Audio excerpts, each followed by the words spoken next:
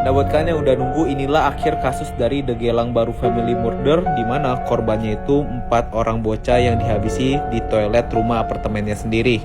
Nah, setelah malam kejadian, tepatnya pada tanggal 7 Januari 1979, ratusan saksi telah diwawancarai dari kasus ini, dan salah satu tetangganya yang bernama Yam Yin Tan yang berusia 68 tahun mengatakan dia biasanya duduk di sekitar koridor tempat apartemennya tersebut mengawasi tempat tersebut.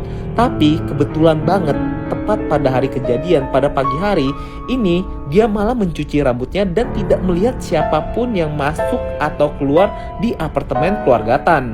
Nah, kemudian datang juga saksi dari seorang supir taksi yang mengatakan pada pagi hari ketika hari kejadian, tepatnya pada pukul 8, dia itu mengantar seorang pria yang umurnya sekitar 20-an keluar dari sekitar tempat kejadian perkara dengan noda di bagian tangan kanannya, dan dia itu juga membawa sebilah pisau. Kemudian dia itu mengantarkan ke daerah Lavender Street dan dia itu turun dengan tergesa-gesa sambil membanting pintu dari taksi tersebut.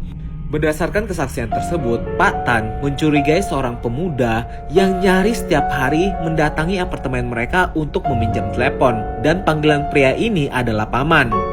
Tapi akhirnya setelah 2 minggu, pria yang disebut dengan panggilan paman tersebut harus dibebaskan karena tidak ada bukti kuat yang bisa menuduhnya sebagai tersangka. Dan akhirnya dia itu yang berkewarganegaraan Malaysia pindah bersama adiknya dari apartemen tersebut. Dan akhirnya akhir dari kasus ini juga sangat menyedihkan, di mana pelakunya itu tidak bisa ditemukan sampai sekarang. Kemudian 5 tahun setelah kejadian, kedua orang tuanya ini berhasil membalikkan sterilisasi dari Ibu Lee, di mana mereka itu akhirnya mempunyai seorang anak laki-laki. Dan beberapa tahun kemudian mereka itu juga mempunyai seorang anak perempuan. Dan sudah pasti misteri siapa pelaku sesungguhnya dari kasus ini sampai sekarang belum bisa dipecahkan.